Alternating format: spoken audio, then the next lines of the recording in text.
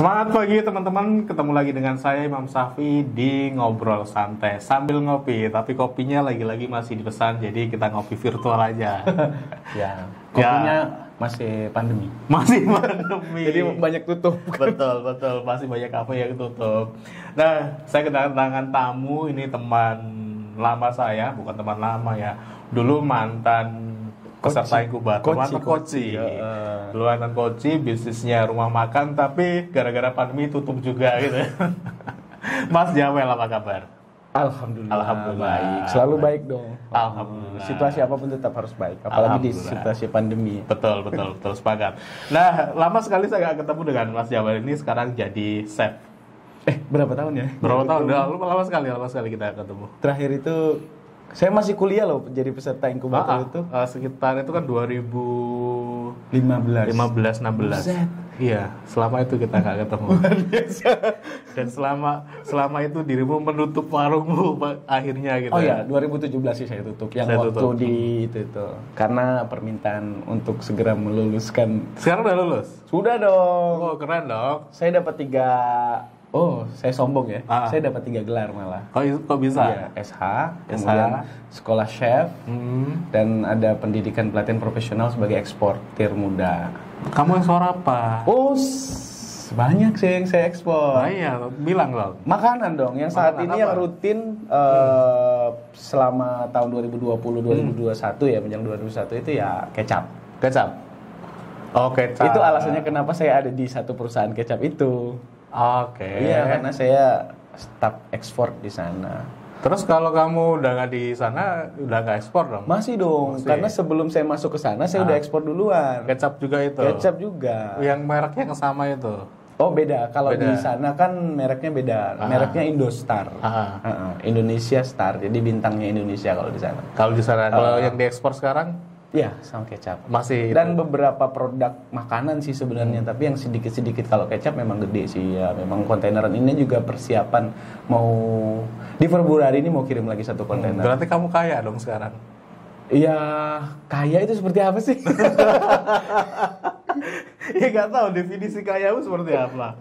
Kalau makanan itu nggak kaya, kalau kaya itu mebel tuh. Kalau bisa sama aja, makanan kan lebih dari 100%. Oh tidak, beda. Ini ya, dia lebih ke industri pelengkap makanan. Betul. Bukan kuliner. Tapi sebenarnya gini mas, ekspor itu bukan sebuah profesi buat saya. Karena dulu memang awal banget ketika saya bikin organisasi, salah satu tagline dari organisasi itu adalah Bring Indonesian Traditional Food to the World. Di 2017 saya dapat kesempatan belajar ekspor 1 tahun, kemudian langsung cari gaspol, langsung cari-cari klien dan segala macam. Sempat beberapa produk itu saya kirim sampel ke Belanda, ke Amerika, ke Jepang dan segala macam. Tapi yang goal baru kecap. Baru kecap karena ternyata regulasinya sangat rumit. Sih. Nah, bagi teman-teman yang misalnya pelaku usaha nih, kalau pengen gimana sih Mas Chef Jamel, chef panggil. Chef Jamel, cara ekspor untuk teman-teman. Waduh, ini bahasanya ekspor. Iya gak apa-apa, kamu bilang kamu eksportir sekalian ya. Eksportir lagi belajar. Banyak yang senior seperti di Jogja apalagi sih. Tapi saya memang concern dari dulu memang makanan ya. Mas Imam tahu bahwa saya dari awal kita kenal, saya makanan, masak, wis ngono wae kerjaannya. Tapi dieksportir makanan sebenarnya hal yang paling penting untuk ekspor makanan itu cari bayarnya. Kalau udah ketemu bayar semuanya beres. Dan kebetulan saya memang ketemu buyer, dan itu beliau juga orang Indonesia, tapi sudah sekian puluh tahun di sana, bahkan dia sudah punya green card di sana, jadi udah diakui sebagai warga negara sana. Bukan warga negara ya, tapi dapat spesial karena dia pengusaha di sana, jadi nyumbang pajaknya besar, jadi ada hak spesial.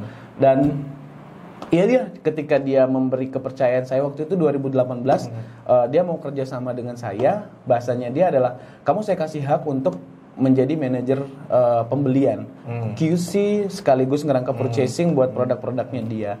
Tapi ya waktu itu terus berjalan, tidak satupun produk yang bisa tembus. 2017 sampai 2018 ini jujur aja ya, semua produk UMKM mungkin beberapa teman yang itu sudah pernah saya jaring, saya minta produknya, saya minta sampelnya. Nggak ada yang tembus.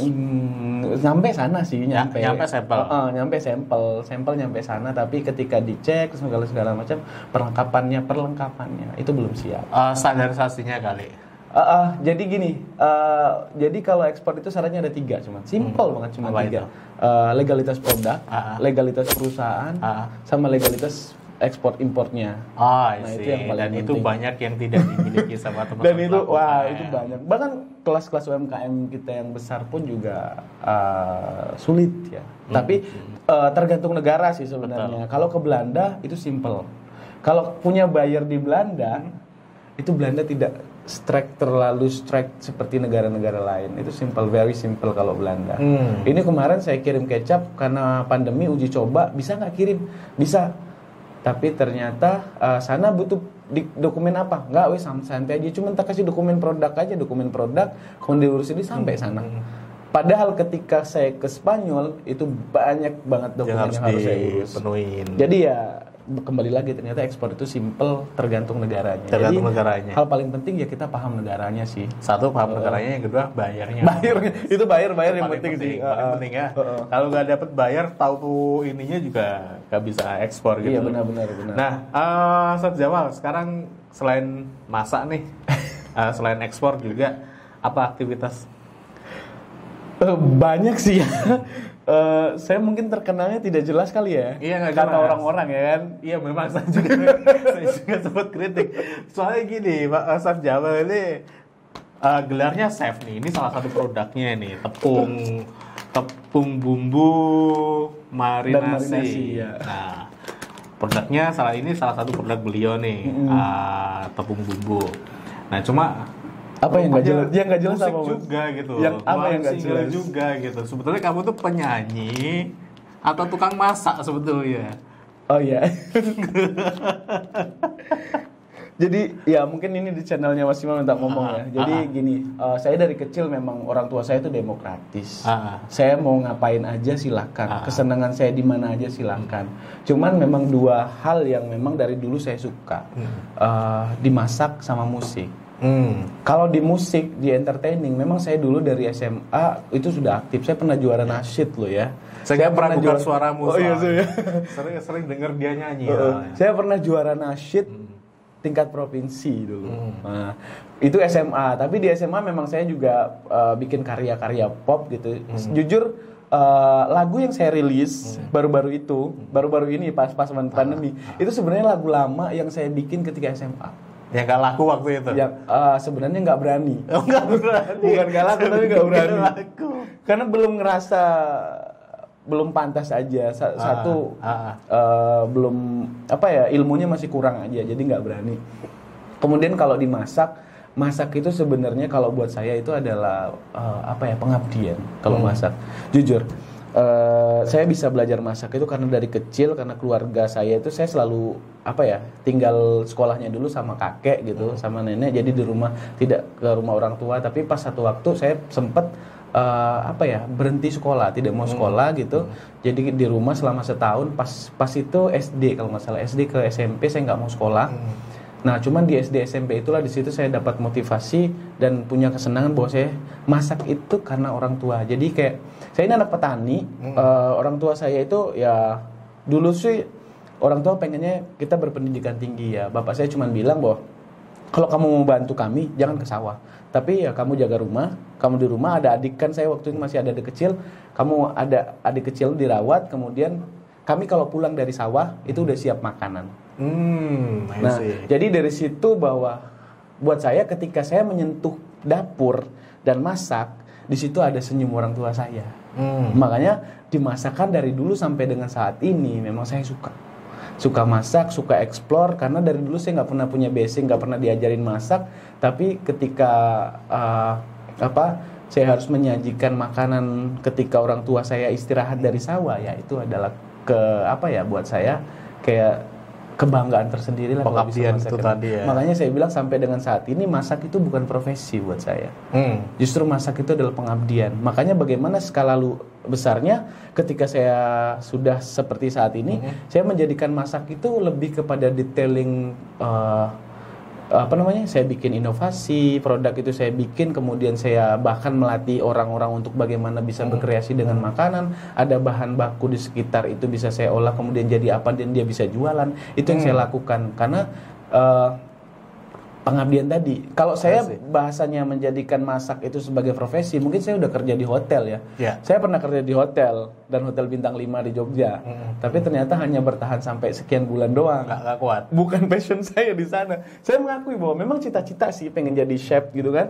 Dulu cita-cita memang akhirnya kan ketika sesuatu itu saya raih, ternyata bukan di sini dunia saya kembali lagi gitu. Terus chefmu ini kamu jadiin apa sekarang kalau nggak kerja di hotel bintang 5, belum buka restoran lagi, terus kamu pakai buat apa ini? Ya justru ini saya pakai buat satu sih buat brand produk gitu kan. Saya ngeluarin produk, kemudian kedua mungkin ya kalau bahasanya Mas Iman itu kan brand image ya. Jadi ketika saya masuk ke sini orang itu ngerasa kalau yang ngajarin masak seorang chef itu kan keren gitu kan. Kemudian gampang saja ketika saya harus memasukkan ibu ini harus begini segala macam, mereka label chefnya label chefnya gitu kan. Cuman label chef ini bukan tempelan Mas. Saya pernah sekolah dan memang ngambil profesional di sini. Ngambil profesional chef dan pernah di hotel juga dan beberapa tahun belakangan ini juga memang saya pegang beberapa restoran. Jadi kayak menjadi konsultan restoran. Sampai sekarang masih ada 2 kafe, kemudian ada ini segala macam. Jadi konsennya di situ. Terus apa hubungannya dengan masak sama musik gitu? Nah, saya mau nanya Mas Iman. Masak itu kita apa sih yang dicari dari masakan? Kenikmatan kan? Iya, enak. Kalau kita makan terus puas kan? Kalau musik mendengarkan juga, kalau musiknya bagus, semua musik bagus. Iya, mendengarnya kalau suka puas kan. Nah, sebenarnya sama kan. Kalau dulu saya pernah punya tagline namanya Harmony of Music and Taste. Ingat waktu di warung saya yang Selaras Rasa, Harmony of Music and Taste, bahwa saya membahasakan bahwa semuanya itu bicara masalah kepuasan. Kepuasan itu ada 2. Seperti tagline saya bahwa rasa itu rasa yang bisa dikecap dengan lidah dan rasa yang bisa dikecap dengan jiwa. Nah, kalau rasa yang dikecap dengan lidah kan kita makan dan segala macam. Kemudian yang dengan jiwa kan mungkin dengan telinga, maksud saya dengan salah satunya musik dan segala macam. Salah satunya itu. Jadi jadi memasak musik gitu. Masak musik masak. Itu tagline-nya 4M kalau saya di YouTube saya itu saya tulis 4M. Masak musik masak. Masak musik masak. Nah, itu kalau teman-teman mau tahu aktivitas Mas Jawel ini, Chef Jawel, silakan datang ke channelnya beliau. Apa nama channelnya? Channel saya Chef Jawel. Chef Jawel, nanti linknya saya taruh di kolom deskripsi juga. Di atas. Oh, nggak bisa di deskripsi ya. Jadi memang beliau ini kenapa saya undang juga bagaimana si anak ini gitu ya. Saya bilangnya anak ini karena pasti jauh sekali di umurnya di bawah saya, masih muda sekali. Terus yang kedua pernah jadi coach saya juga. Iya. Harusnya bisnisnya gede tapi bisnisnya malah ditutup. Banting setir, jadi salah satunya punya produk ini gitu. Nah, karena memang saya melihat unik nih. Si anak punya konsep unik bahwasanya memadukan yang namanya musik dengan masakan. Nah, kalau nggak salah ada single terbaru ya kalau nggak salah. Oh iya. Yang apa judulnya itu? Dua Rasa. Dua Rasa. Nah, itu Dua Rasa cerita tentang apa sebetulnya itu? Kalau Dua Rasa berat Mas sebenarnya. Dua Rasa itu cerita tentang perjalanan hidup sebenarnya. Karena jujur ini agak dalam nih ya. Boleh, ini mau dibahas nih. Boleh. Jadi Dua Rasa itu ada liriknya itu dua rasa yang harus kau cecapi, menentukan hitam putih kehidupan. Jadi kayak saya bicara bahwa apa sih sebenarnya di dunia ini, kalau kita, karena saya agak gelisah ketika ngelihat orang baru dapat ujian dikit dia ngeluh, dapat sesuatu yang lebih dikit dia jumawa dan segala macam. Pamer kemana-mana gitu. Padahal menurut saya bahwa hidup itu sudah ada yang nentuin. Jadi lo dapat ini itu by proses karena memang sudah ditentukan, memang di situ dapatnya gitu kan. Kemudian makanya di Dua Rasa itu yang seperti yang saya bilang tadi, rasa itu sebenarnya ada yang dikecap dengan lidah dan rasa yang bisa dikecap dengan jiwa. Nah, dua rasa itu yang saya bilang bahwa menentukan hitam dan putih.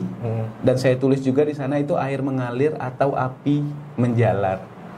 Kalau kita mengarah kepada kitab suci, mau agama apapun, kalau air mengalir itu kan ada jelas bahwa di surga. Kalau api menjalar itu kan neraka. Nah, makanya saya bilang bahwa hati-hati manusia berdakwah. Ya sesekali channel ini bisa ngasih yang penting itu, soalnya dari kemarin gak ada yang penting yang dibahas gitu. Enggak, jadi gini Mas, aku mau bilang bahwa itu buat pelajaran diri saya sendiri kan sebenarnya. Hati-hati ya, ini saya agak nyindir Anda ya. Boleh. Surga dan neraka dikecap dengan lidah. Jadi manusia kayak kembali lagi bahwa sebenarnya intinya manusia itu masuk surga atau neraka itu ditentukan dari rasa. Nah, rasa itu dikecap dengan lidah dan rasa dikecap dengan jiwa. Kalau manusia masuk neraka di dunia, contoh orang-orang yang obesitas, yang dia tidak bisa menikmati apa-apa karena dia kena diabetes dan segala macam. Sebenarnya kan awalnya dia over mengkonsumsi sesuatu. Nah, tapi bagaimana ketika orang yang surganya di dunia, dia bisa nikmatin apa aja, porsinya bisa dijaga dan segala macam. Nah, itu yang saya bilang bahwa rasa yang dikecap dengan lidah. Kalau kamu makan sampai ke masuk agama nih, kalau kamu makan bahan yang baik, hasilnya juga akan baik. Kalau kamu mengkonsumsi yang tidak baik, hasilnya juga akan tidak baik. Ya contoh, kita punya batasan mengkonsumsi tertentu gitu kan, atau gini deh, kita ngelihat perilaku manusia yang suka minum dengan yang tidak suka minum gitu kan, pasti dua sisi yang berbeda gitu loh. Makanya di dalam agama ada halal dan haram itu diatur gitu loh kan, karena ada istilah bahwa you are what you eat. Apa yang kamu makan itulah perilakumu. Nah, tapi kalau rasa yang dikecap dengan jiwa tadi ya sama, ketika ngelihat tetangga baru beli mobil, dia kepanasan, berarti kan itu rasa yang tadi. Begitupun panjang deh Mas. Ini jadi malah berteori nih saya. Enggak, pada intinya pada dasarnya kan apa yang kita itu apa yang kita makan betul. You are what you eat. Tapi di sisi lain, apakah orang yang makan anjing itu terus jadi jelek? Enggak juga. Enggak.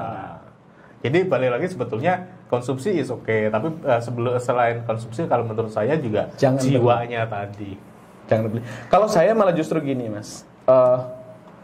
Kita melihat bahwa ini ya, kita ngelihat membedain bahwa herbivore dan carnivore. Nah, ini kan dua carnivore dan herbivore ya, kan dua makhluk hidup ya. Dua makhluk hidup yang mengkonsumsi, ada yang memakan tumbuhan, ada yang memakan binatang. Ini rata-rata sebenarnya beda. Coba perhatikan itu. Jadi karakter mereka itu berbeda. Jadi makanya saya selalu pernah di satu momen saya bilang bahwa Bu, kalau anaknya nakal, jangan kasih makan makanan hewan gitu. Tambah nakal gitu ya. Tambah nakal. Kasihlah yang ya sayur-sayuran gitu kan. Ya karena apa? Kita lihat makan hewan-hewan yang memakan sayuran apa? Kura-kura gitu kan, kelinci, yang lucu-lucu gitu ya. Jadi biar anak jadi lucu gitu ya. Coba kalau kita cari yang makan makanannya yang misal ya daging gitu kan segala macam, pasti yang buas-buas kan. Tapi memang secara teori sih memang iya kan, daging kan lebih panas kan, badan juga lebih secara ke jiwa juga bakal ngikutin gitu. Ya sebetulnya kita nggak mau ngomongin ini salah enggak, tetapi memang itu ada teorinya. Ada teorinya. So mau percaya ya silakan, nggak juga ya monggo.